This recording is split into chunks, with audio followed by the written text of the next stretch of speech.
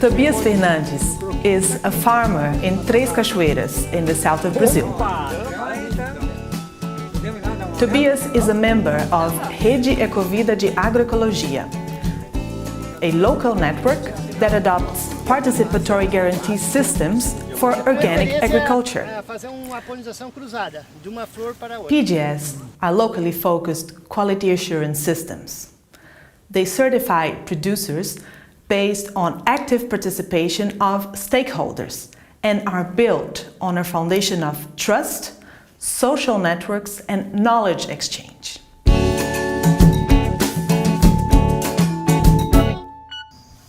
Today, Tobias is receiving a delegation of other Ecovida members. They are farmers like him, but also consumers and agronomists. And together, they will carry out a peer review of his farm.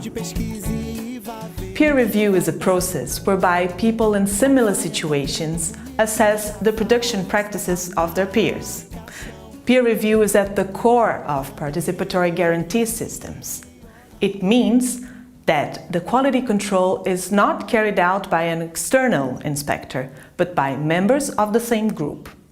And so, it is other farmers together with local consumers who assess the production practices adopted by Tobias and decide if they meet the organic standards adopted by the group.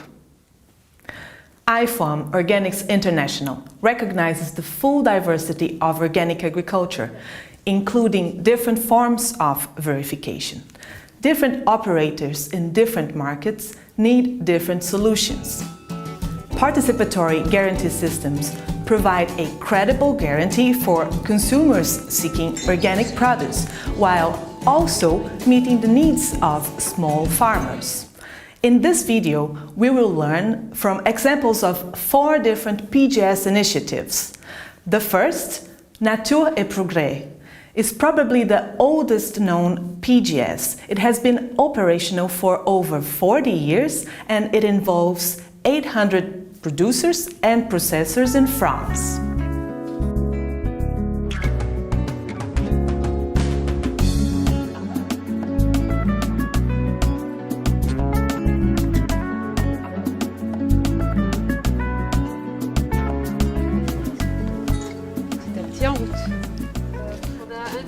On avait mis en place un système participatif de garantie, mais qui ne s'appelait pas comme ça en fait. C'était un système participatif qui était fait de façon naturelle. On allait enquêter les producteurs Nature et Progrès.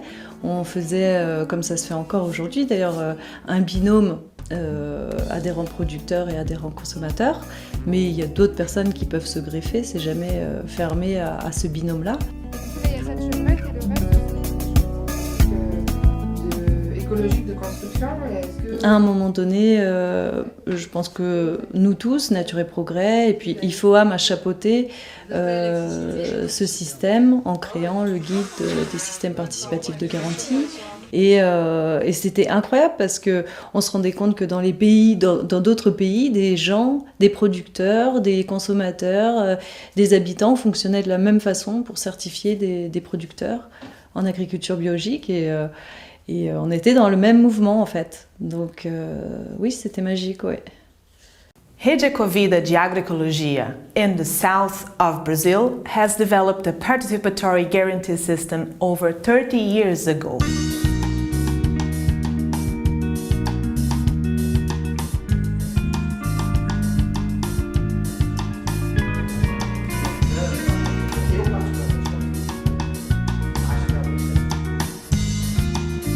A Rede Ecovida de Agroecologia surgiu em 1998, agregando trabalhos que já estavam produzindo, comercializando, processando produtos ecológicos ou produtos orgânicos.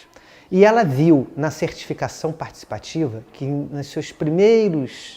as primeiras conversas sobre certificação surgem ainda no final dos anos 80, no iniciozinho dos anos 90, quando nós lançamos pela primeira vez na Feira Ecológica de Porto Alegre um selo chamado Certificação Participativa Agricultor-Consumidor. A Rede Ecovida viu nessa experiência da certificação participativa que iniciou na Feira de Porto Alegre como um método de certificação mais coerente com seus princípios agroecológicos. Na certificação participativa, nós não estamos entregando a capacidade de conferir a qualidade ecológica aos nossos produtos a outros, a um terceiro. Nós mesmos estamos dizendo que somos capazes, de maneira organizada e com método próprio, garantir a idoneidade, garantir a qualidade orgânica dos nossos produtos. Esse é o principal estímulo da certificação participativa, manter uma certa coerência entre os princípios da agroecologia e a necessidade de garantir ao consumidor a qualidade orgânica dos nossos produtos. Others adopted PGS after learning about the concept from IFOAM, like the Bryanstone Organic and Natural Market in South Africa.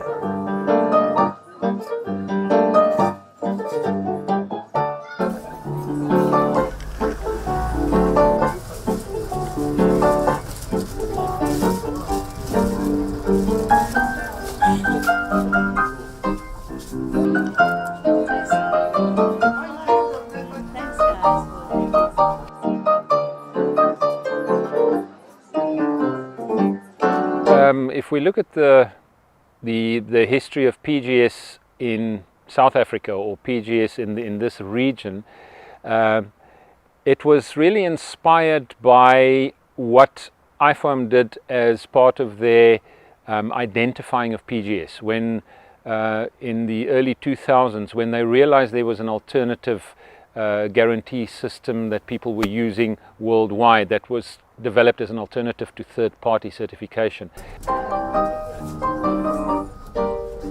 When consumers started becoming more aware, they became more demanding, in a sense, demanding from the market a more credible guarantee. The papaya-growing Sabeto Organic Producers Association in Fiji recently started to implement a participatory approach to organic guarantee.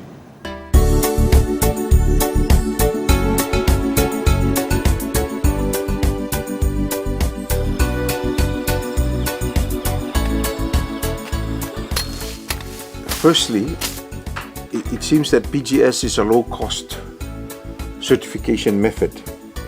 Okay, because if you are dealing with a third-party certification, you'll have to, if you don't have the money, you'll have problems getting them in. Secondly, PGS organizes the farmers. Okay? It brings them to work together. Thirdly, PGS has enabled all this training by people, experienced farmers like Levi, to his group. Okay, in a third party, an auditor just comes and audits your documents and visit your farm and he's gone. So, why do different stakeholders get together to start a PGS? Yeah, so there's two markets for papaya. You've got the conventional market and the organic market. 95% of our farmers in Fiji supply the conventional market, so that means the use of chemicals, synthetic fertilizers are used on that particular product. And then you've got the organic papaya, which we use a lot of composted material, animal waste.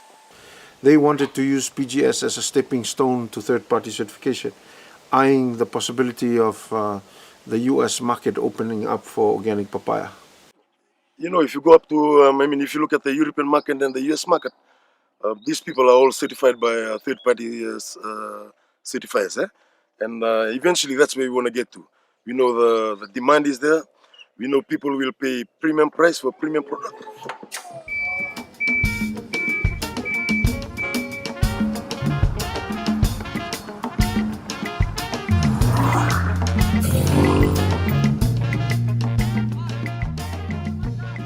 It's very popular because everybody now, they wanted to know what we're doing and everything, and it's very interested because all our customers joining us to see what we're doing and everything, and it's very nice and we love it.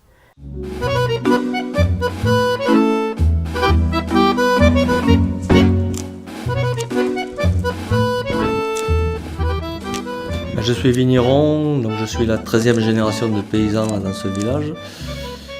Et j'ai rencontré Nature et Progrès en 1976.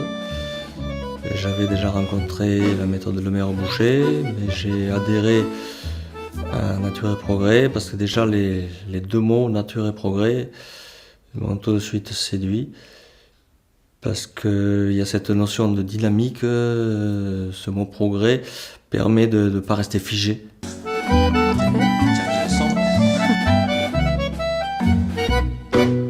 Le point fort, c'est cette mise en commun consommateur-producteur. Et donc ça c'est, pour moi, c'est vraiment le point fort, parce que dans un contrôle officiel, on te demande tes factures, on regarde tes terres, on regarde si tu n'as pas triché. Enfin, voilà, il n'y a pas d'échange technique et il n'y a pas d'amélioration technique possible. Là, le système SPG fait que un producteur est décomplexé vis-à-vis de l'équipe qui vient le voir et il peut se livrer et dire voilà, là j'ai fait ça, mais là je coince, qu'est-ce qu'on peut faire? Donc cette mise en commun fait qu'on va progresser. C'est Nature et Progrès, on va progresser, on va marcher.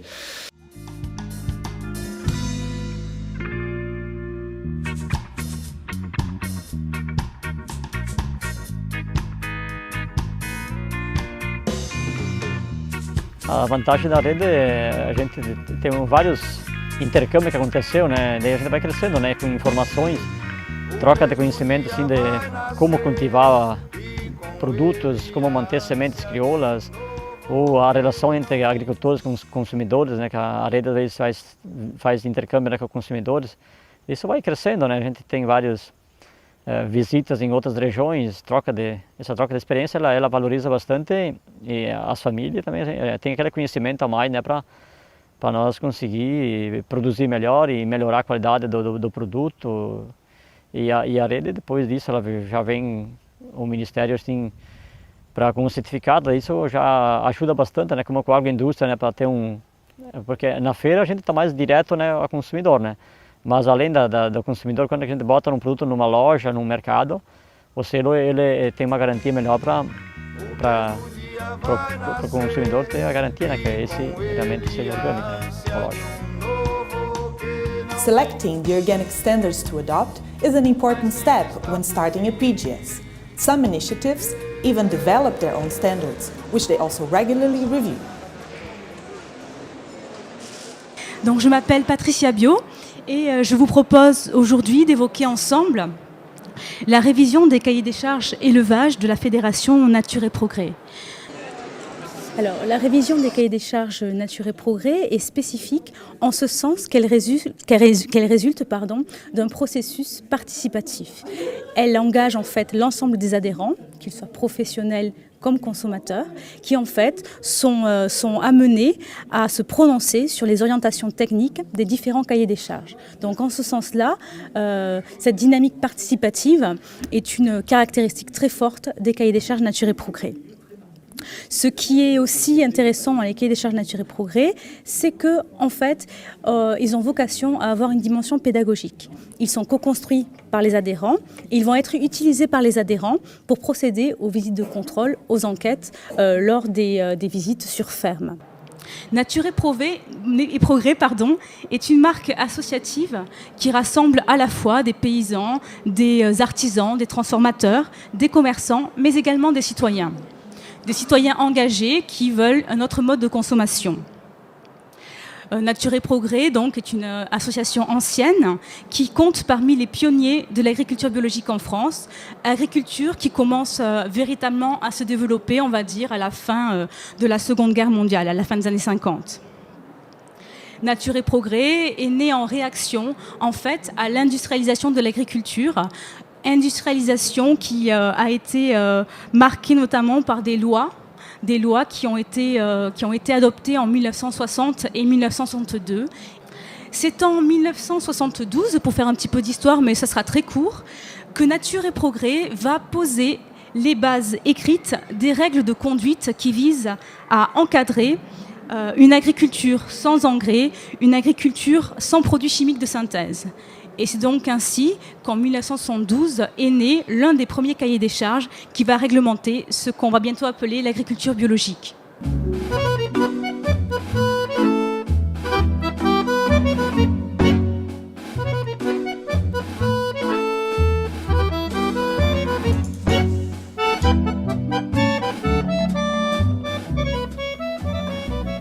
la charte Nature et Progrès prend en compte la vision globale d'un point de vue à la fois agronomique, environnemental et social.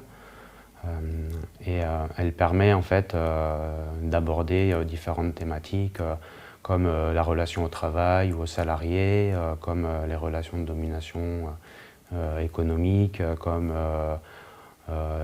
l'économie d'énergie, la réflexion sur les énergies renouvelables, l'éco-construction, la saisonnalité, voilà des thématiques très larges en fait qui permettent une discussion entre l'adhérent et les enquêteurs autour des objectifs de Nature et Progrès. Arrebater o invasor, sou o eterno xangueador da pampa continentina, tive esta graça divina, sou O que é a Rede Ecovida de Agroecologia? A Rede Ecovida de Agroecologia é uma articulação que reúne agricultores e agricultoras, consumidores e consumidoras, ONGs dos 3 estados do sul do país, Paraná, Santa Catarina e Rio Grande do Sul. Só para a gente ter uma ideia, a área desses 3 estados é de mais ou menos 600 mil quilômetros quadrados. Ou seja, é um país e é um país que não é pequeno. E nesse universo é que a Rede Ecovida se organiza. É importante dizer que a Rede Ecovida de Agroecologia não é uma estrutura pensada e que funciona para a certificação participativa. Nós temos o entendimento que a certificação participativa é um dos serviços que a rede presta, mas o objetivo da Rede Ecovida é promover a agroecologia para dentro, nos seus membros, nos seus espaços de atuação e para fora, fazendo com que a agroecologia seja um modo de produção cada vez mais adotado por outros produtores, aceito pela sociedade em geral. Então a rede tem uma participação muito grande, vamos dizer, de conhecimento, de distribuição, de fazer com que o conhecimento dos produtores, aqueles conhecimentos que foram perdidos lá no passado, né, venham favorecer o trabalho na agroecologia. The first key element of PGS is this: a shared vision. Most start from grassroots organizations. They are guided by principles aimed at the well-being of farmers, fair relations with consumers, and the promotion of organic agriculture.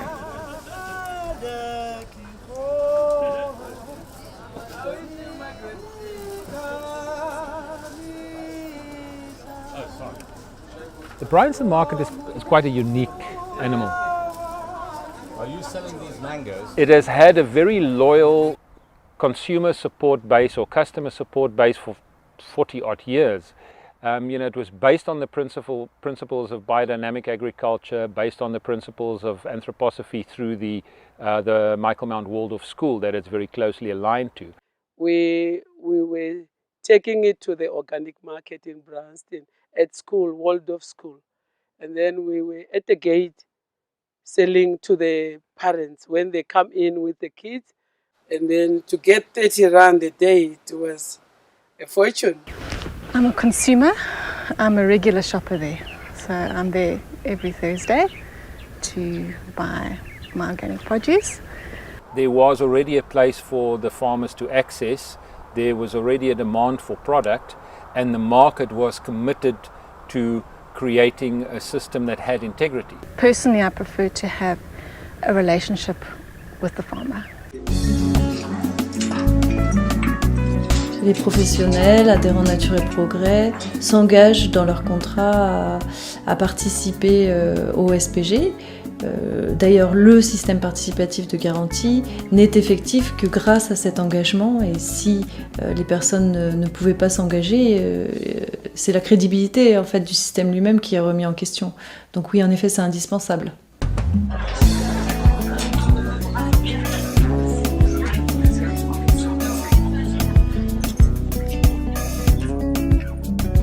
Take for example, a new farmer wants to join SOPA. First, they will need to write a letter to register their interest in becoming an organic farmer. SOPA has to do some training with them on what is organic farming. They need to be trained on the Pacific Organic Standard, And then they need, if they are committed, they need to say the pledge, understand the pledge, make sure that the pledge is meaningful to them, and then they sign the pledge. The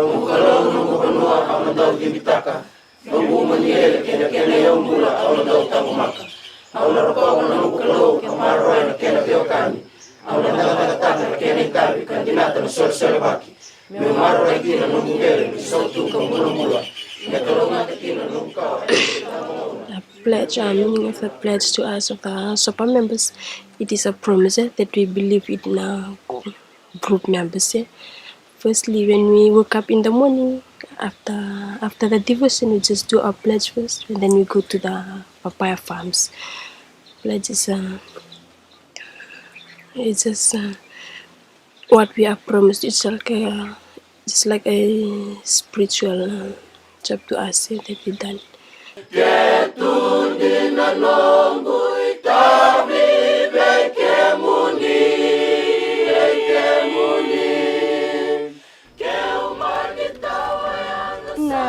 Não está mais vindo para mim. A gente percebeu que os agricultores estavam organizados para a produção e nós precisaríamos, como consumidores, nos organizar para o consumo.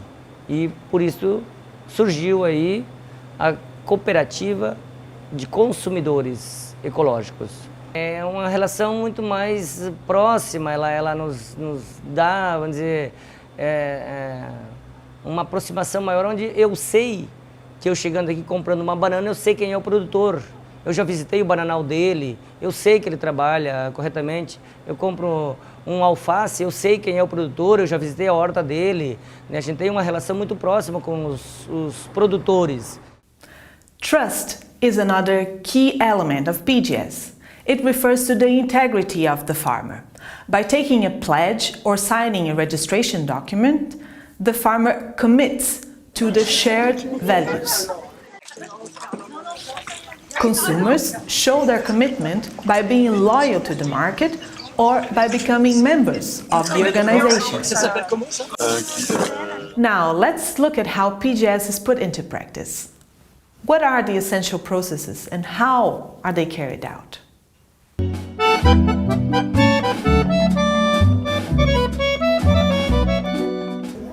Alors, je m'appelle Eliane Anglaré.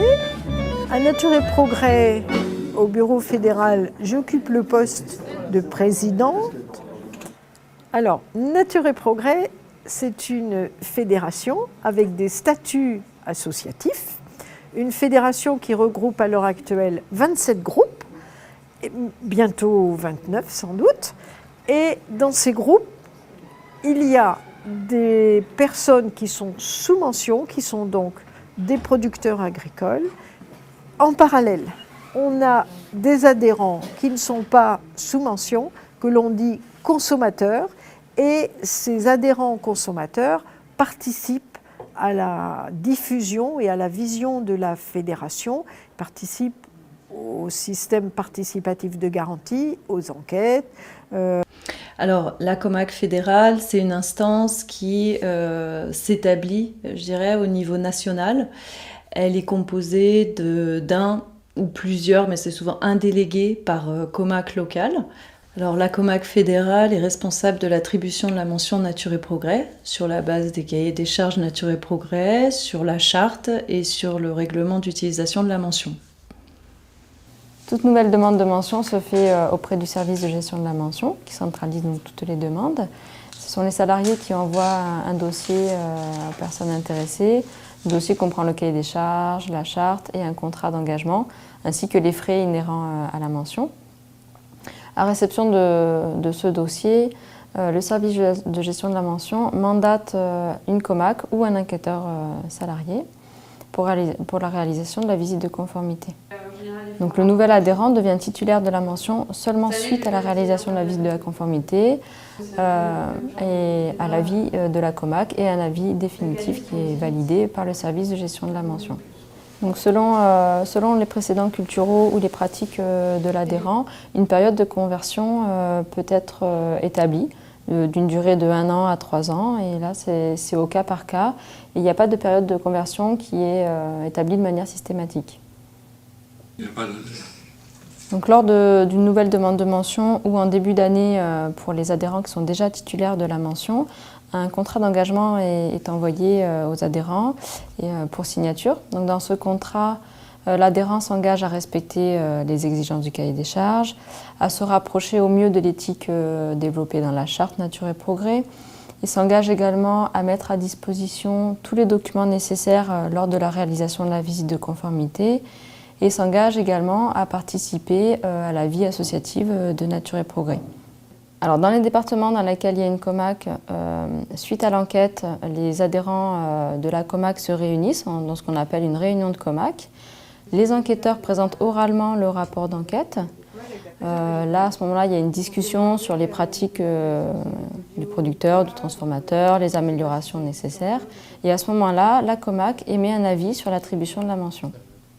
Dans les départements dans lesquels il n'y a pas de comac et que les adhérents sont isolés, le rapport d'enquête est traité par un autre salarié du service de gestion de la mention. Donc il y a un enquêteur responsable, référent de l'enquête, qui est désigné pour aller voir un producteur et qui est accompagné par une personne qui sera soit un consommateur, soit un autre producteur. Cet autre producteur peut être notamment un nouveau producteur non expérimenté qui pourra comme ça se familiariser avec les enquêtes et se former progressivement. Voilà, on fait des enquêtes chartes, on a des outils spécifiques comme la boussole NESO, qui est un outil qu'on utilise en fin d'enquête, qui permet de prendre un petit peu plus de hauteur par rapport à une simple enquête technique qui se bornerait qu'à vérifier des points techniques dans un cahier des charges. C'est une approche plus globale, je dirais même agro-environnementale. Alors dans le Gard, on a essayé de mettre en place des petites fiches de support pour aider chacun, comme un peu des checklists dans l'aéronautique. Il faut penser à vérifier ça, ça et ça. Mais je pense que comme on travaille sur de la transparence, sur une amélioration des pratiques, en fait c'est pas tellement important. Ce qui est important, c'est ce qu'on sent c'est la personne en fait. Souvent, c'est ça qui m'a étonnée au début et maintenant que je trouve rassurant, c'est que la personne qui est visitée, c'est elle qui pointe ses incertitudes, ses doutes. Et parce qu'on ne pourrait pas forcément les trouver, mais elle dit « Ah tiens, j'ai rencontré tel problème ou tel problème ». Et c'est ça qui crée le dialogue et c'est ça qui souvent amène à trouver des solutions en commun. Donc après avoir rempli le rapport d'enquête, les enquêteurs remplissent ce qu'on appelle la fiche de synthèse.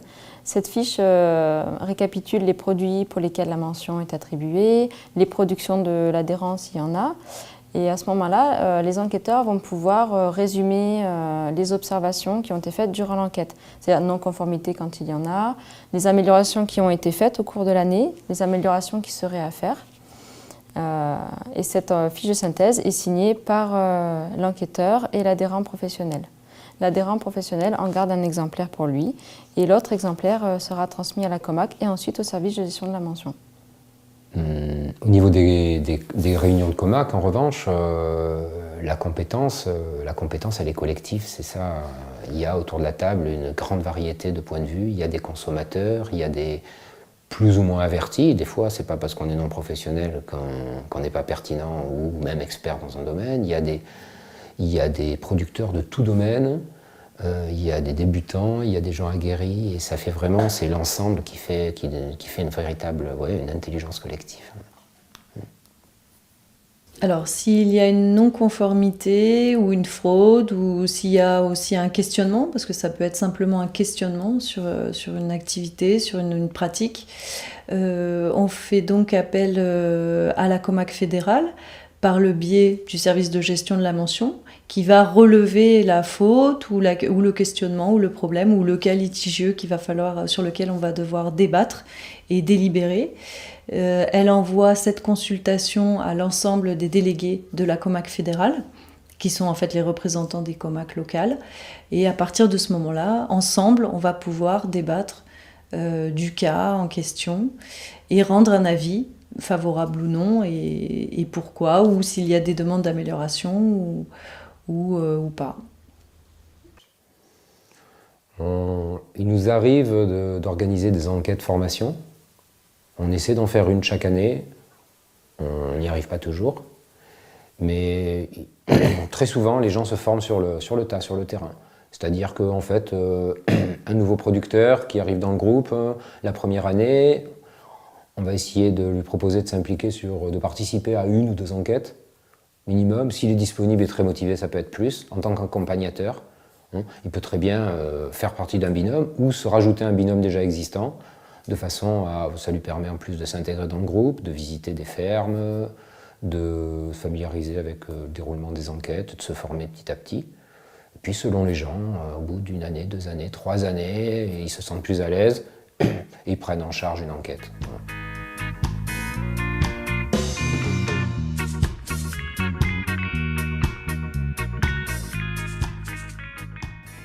A Rede Ecovida de Agroecologia funciona através dos seus núcleos regionais, que são os espaços de funcionamento da rede. Esses núcleos regionais são compostos por associações de agricultores. Normalmente os núcleos têm 5, 6, 8, às vezes mais de 10 associações de produtores, cooperativas de produtores, às vezes associações ou cooperativas de consumidores e algumas instituições de assistência técnica, ONGs, própria cooperativa ou associação às vezes pode ter o seu corpo técnico. Então o núcleo é onde as coisas de fato acontecem na Rede Ecovida. Ali acontece a feira, ali acontece a comercialização, ali acontecem reuniões, ali acontecem intercâmbios técnicos, momentos de debate, momentos de decisão. Pois a rede tem espaços onde esses núcleos se aglutinam, que nós chamamos das plenárias de núcleos. Os núcleos se organizam, comparecem com seus representantes nas plenárias para tomar outras decisões que estão acima das decisões dos núcleos. E a rede ainda a cada 2 anos organiza o que nós chamamos de encontro ampliado da Rede Ecovida, onde reunimos de 1.500 a 2.000 famílias, todas integrantes da Rede Ecovida, que é um espaço de tomada de decisões, mas também de confraternização, de criação de identidade dos membros da Rede Ecovida.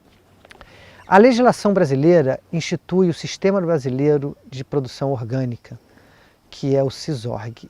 Dentro desse sistema brasileiro existe o reconhecimento da certificação participativa. A Rede Ecovida de Agroecologia, através da Associação Ecovida de Certificação Participativa, é reconhecida no Ministério da Agricultura para conferir a qualidade orgânica aos produtos que vêm dos seus membros, dos seus associados.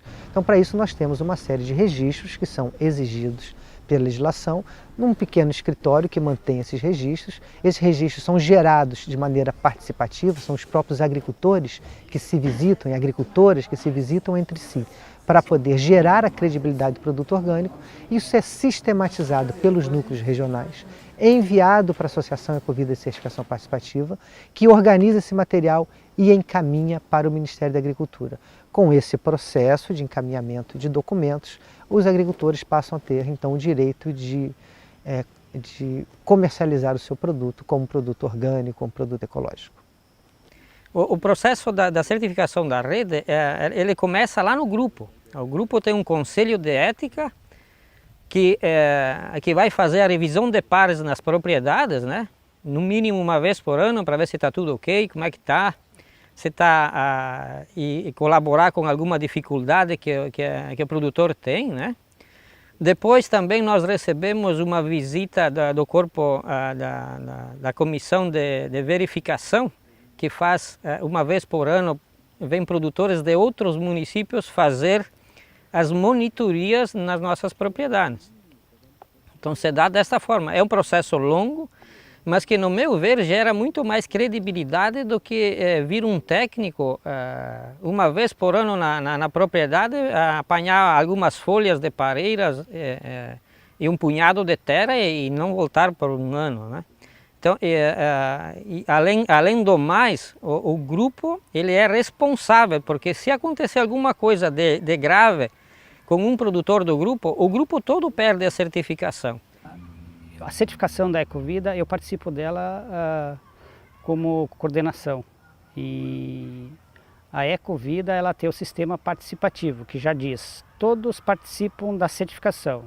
Produtores, pode ser até consumidores, comerciantes, então todos participam da certificadora. A Ecovida ela está credenciada dentro do Ministério da Agricultura, que é o MAPA, como certificadora participativa, e esse nome já diz tudo. Então, a cada final de ano, o MAPA, o Ministério da Agricultura, ele faz uma visita na Ecovida, primeiro na documentação, depois ele faz visita também em propriedades para recertificar a Ecovida dentro do Ministério. Eu, como estou coordenador do núcleo, a gente participa na comissão de ética, né? Essa comissão de verificação. E também todo o processo, né, de documentação, o próprio certificado, né? E além disso, a gente vai acompanhando a família para que seja, não é tipo a gente não vai tipo às vezes só para cobrar, né, para cobrar assim ou aquela de lá atuar, né, mas é para ir melhorando, né? Que tem várias famílias que às vezes estão num processo bem de início, que tem que trazer bastante informação, né? E a gente vai com isso também, né? Essa troca de conhecimento com um grupo e outro também vai ajudando para que o seu processo vai melhorando. É interessante porque a gente vê, às vezes um agricultor, quando ele está sempre sozinho em casa ou não tem visitas, se ninguém vai visitar ele começa tipo a se acomodar e com isso acontece vários erros, né? E quando a rede está atuante, né, o grupo se reúne bastante, esse processo automaticamente ele vai se corrigindo, né? A gente viu tipo o grupo onde eu participo, nós também em 5 famílias, a gente consegue melhorar bastante coisas, né? Que às vezes não chega até no final da rede, né, para se resolver, né? Se resolve sempre no processo bem na produção, né? Então, num primeiro momento, os agricultores do próprio grupo se visitam entre si. No segundo momento, agricultores de um grupo com representantes visitam agricultores de outro grupo. Essa revisão de pares feito em um nível, feito em outro nível, nós consideramos que é o cerne do nosso sistema de certificação. Eventualmente, em alguns núcleos regionais, consumidores se somam nesse processo e fazem também essas visitas. Nós consideramos que quando os consumidores se envolvem, é como um terceiro nível de verificação de conformidade, que agora nós temos também outros atores, no caso os consumidores, verificando o trabalho orgânico feito pelos agricultores, pelas agricultoras.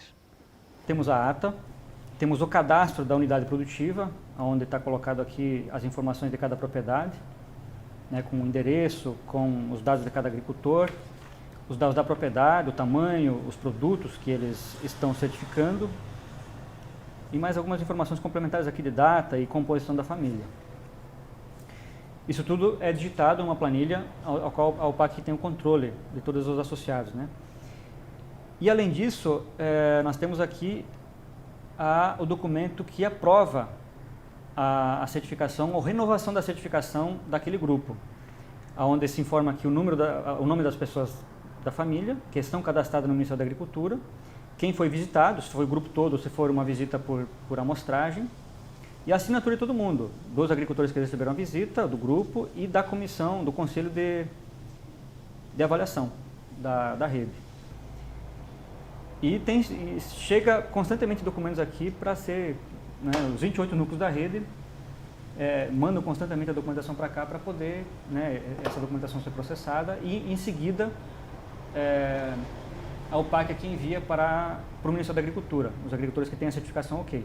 Caso tenha algum documento faltando, alguma coisa que está elegível ou não está conforme, aí a UPAC se comunica com o núcleo para poder sanar a dúvida, para poder esclarecer e assim, né, de fato, cadastrar essa família ao CISORG, né, brasileiro. Se eu faço alguma coisa errada na minha propriedade, todos os membros daquele grupo ou daquela associação também são prejudicados porque eu estou fazendo alguma coisa errada. Todos os sócios daquela associação, todos os sócios daquele grupo precisam fazer correto, agir correto, porque um tem compromisso com o outro e com o consumidor.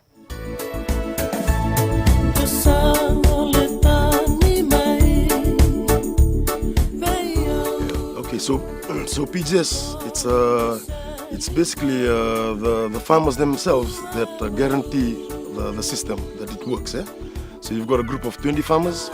They go through a peer review, which is going to each and every one of these farms and critiquing and looking at any issue with a farmer, or maybe he's incompliant with some of our rules that they can pick out. So it's quite stringent. They make sure that all the farmers follow the organic standard. That our organic standard has been extracted from the Pacific Organic Standard that's recognized by IFOAM. So my role as a coordinator and my other colleague who's the certification manager, we actually are gonna provide the certificates to these farmers. So we are basically telling these farmers that they've complied with all the rules and regulations, that they've come up to a point where, you know, they've ticked all the boxes. With the PGS, we are basically certifying ourselves using the Pacific Organic Standard. Instead of getting an audit from the certifier, we in a PGS, the auditing mechanism for a PGS is called the peer review. In the case of Sapeto, Organic Producers Association, they have 7 farms, all located right next to each other. And what they will do, they will need to go through the checklist, and they will go, the 8 farms will go to each other farmers and go through the checklist to see if they are complying to the Pacific Organic Standard. These guys may decide how many times they want to do the audit in their farms, but for third party it's usually once a year. Unless you're not doing something right, then they'll say, well, we want to come back again a second time a year. But but we're not trying to compete, because in some markets you have no choice. You have to do the third party. But for New Zealand and Australia, they are not a regulated organic market. So which means that if you have a buyer in those countries who trust PGS, then you can sell. We make sure we liaise a lot with Poetcom, who's like the other organization that validates and monitors our system. Apart from that, we've got the Fiji Organic Association, which is also another organization that looks after and monitors this system with us. But a lot of the work and a lot of even the data recording and all this documentation is done solely by the farmers. So by the time we get to Poetcom and Fiji Organic Association, we pretty much already done the bulk of the stuff. So they're there just to make sure that we're following the rules and regulations until we take that further step to get it certified and for export.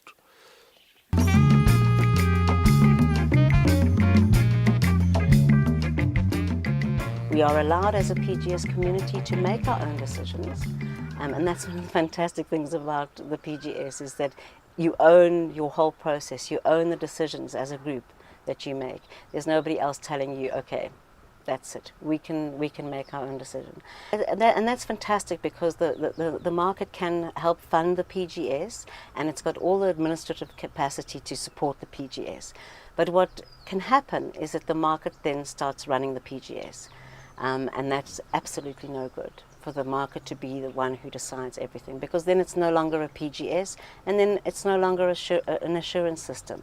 So we have to work very hard to make sure that the farmers participate and that there's a horizontal structure.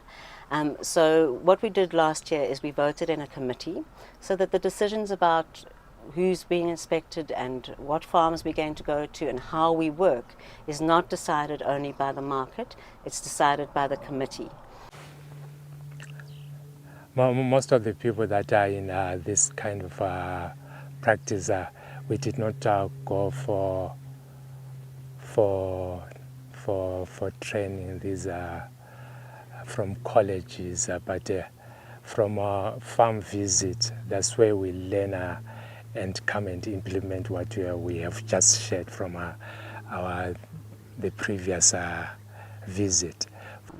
So we go with the farmers, and you know, we send out the form again. Every year you have to complete the form again, or update it really, because you might be changing if you're using a certified organic input. You might have changed your supplier, you might have added on some produce that you weren't growing before, you might have a different supplier for your seeds. So they fill out their form again, and then that form is distributed to the committee members before the visit, and then we go out to the farm. And we use the form as our guide because it's part of how we ensure our compliance with the standards that we choose to adopt. And it just guides us through, make sure that we're asking all the questions that every section, plant production, soil health, the environment. I mean, the fantastic thing about organic agriculture is that it's not just about plants and soil. It's also about social justice. There's a section in the form that talks about, are you compliant with labor legislation? Are you hiring children under the age of 15? Are you, it talks about the environment, have you got any endangered species on your farm? And what do you do to ensure that they're protected? So what we do is we sit down at the end of a visit and we say, okay, are there any questions? Because again, there's no point in somebody going away from the farm and then saying, I wasn't happy with that and I didn't like that. They must come, it's a transparent system. They must sit down and they must face the farm and say, why do you do that? You need to explain to me because it doesn't make me feel comfortable. And that honest transparency is very, very nice to witness. So we sit around and we talk about any of our concerns, and then we say, okay, are we ready to make a provisional decision? And if we are, we go around the table and say, are you happy? Any concerns? And then we list any redress action, like if there's a soil test that's outstanding or a variety of possible redress actions that they might need to do. And then they have a provisional decision verbally. Then generally I go back to the office and make sure that the documentation is in place, that they've got a signed pledge. We also, this year, we're going to push it a little bit more, but we invoice the farmers 200 Rand for the farm visit. So that must be paid at the end of the visit. And once that's all in place, then we issue a certificate. So on the certificate it confirms that the farmer is growing according to organic principles, and then we list the vegetables that were growing and that the farmer plans to grow the next season. From my experience, there is no better system that can be used other than PGS. It's open to everybody. These key PGS elements are self-explanatory: horizontality, transparency, and participation. Stakeholders are engaged through rotating collective responsibility and provide support for farmers to collect and share information. The group defines the norms adopted, so everybody has a good understanding of the organic standards and of the consequences of non-compliance. Well-documented practices and engagement in peer reviews ensure that the mechanisms to verify compliance are established and accessible to all. Ce regard du consommateur, cette implication du consommateur dans l'agriculture, c'est aussi un des gros avantages de Nature et Progrès. Mais il y a déjà la sortie de l'isolement, parce que quand on est contrôlé uniquement par une société tierce, on reçoit un contrôleur pendant 3 heures, 4 heures, on sort ses factures, on va voir les terres, tout ça. Bon, il n'y a pas vraiment de solution technique apportée non plus. Le SBG lui permet de faire remonter les problèmes et d'avoir cette vision du consommateur qui, quand on va voir une terre, moi, en tant que professionnel, je vais voir si le sol il est bien vivant, s'il est bien travaillé, s'il est bien tenu. Un conservateur, lui, il va voir s'il y a des papillons, s'il y a des oiseaux, s'il y a des fleurs, s'il y a des trucs comme ça. Donc il y a une plus grande cohérence, quoi. Il y a une vision globale de la ferme qu'on n'a pas avec un contrôle classique. Il existe un barème de sanctions qui est plus utilisé comme un guide, puisque de toute façon, on n'est pas dans une réponse binaire oui, non, oui, tu as la mention ou non, tu ne l'as pas. On essaye d'être à l'écoute de l'adhérent, de ses problèmes, de ses difficultés qui peuvent être passagères. Et puis à partir de ce moment-là, on va pouvoir lui donner des conseils ou lui donner un échéancier qui va lui permettre de s'améliorer. Parce qu'on est bien conscient qu'il faut souvent du temps pour améliorer ses pratiques, pour être en évolution. Et je me souviendrai toujours de la première visite que j'ai faite. C'était un agriculteur qui avait pas mal d'expérience. Et moi, je venais en visite avec un agriculteur qui était installé dans la région depuis moins longtemps. Et à un moment, on rentre dans la serre et il y avait de magnifiques cultures de tomates. Et là, c'est parti sur quelque chose que je ne connaissais pas du tout, les invasions d'araignées rouges. Et il y a eu un petit échange comme ça sur la façon de résoudre ces problèmes, juste en arrosant, ou je ne sais plus quelle était. Et je me suis dit, waouh, c'est ça. Vraiment, pour moi, c'est ça l'avenir. C'est de savoir communiquer sur, moi j'ai tenté ça, ça a fonctionné ou pas. Et voilà, pour moi, c'est vraiment ça qui est enrichissant. Ça permet de mettre des professionnels en contact. Donc, lors d'une visite de ferme, lors d'une enquête, il y a toujours, on est dans une logique d'enquête, de collecte d'informations sur le fonctionnement de la ferme, de l'activité du producteur. Mais on est aussi dans une démarche de recherche de solutions s'il y a des problèmes qui apparaissent. O processo da rede é interessante, que as famílias elas se visitam, fazem reuniões, né? E nessas visitas uma ajuda a outra, né, no processo. Às vezes um tem algum problema, daí como resolver isso, né? E daí o processo da rede ajuda no melhoramento, né? De como cultivar, como mudar. O sistema participativo dá condições de todos os agricultores, em menor escala, muitas vezes de produção, a fazer sua certificação com uma organização melhor, com mais participação, com mais controle social, porque quando tu tem os consumidores visitando os agricultores e um agricultor visitando o outro, também há uma troca melhor de conhecimento, de produção, de técnica de produção. A learning process is another key element of PGS. The learning process unfolds through the exchange of ideas and experiences and becomes an ongoing dynamic of PGS. Bon, le logo, c'est une forme de reconnaissance, mais ce qui est important, c'est que le consommateur sache ce qu'il y a derrière, quoi. Là, actuellement, on a trop laissé l'agriculture aux agriculteurs et aux marchands de mort qu'il y a derrière. Et les gens ne savent pas ce qu'ils mangent, quoi.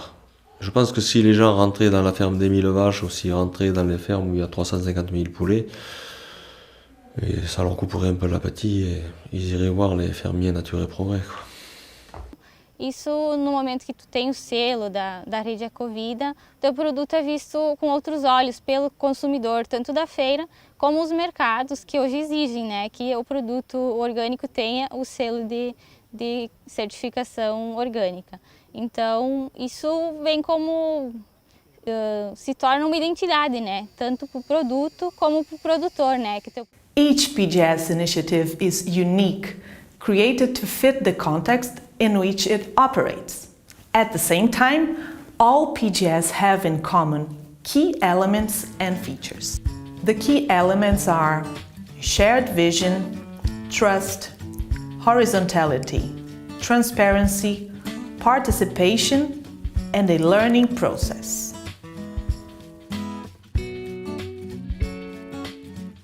And the features are grassroots organizations, principles that enhance livelihoods, pledges, norms conceived by all stakeholders, clear predefined consequences for non-compliance, documented management systems and procedures, mechanisms to verify compliance, suitable to smallholder agriculture, mechanisms to support farmers, and seals or labels as evidence of organic status.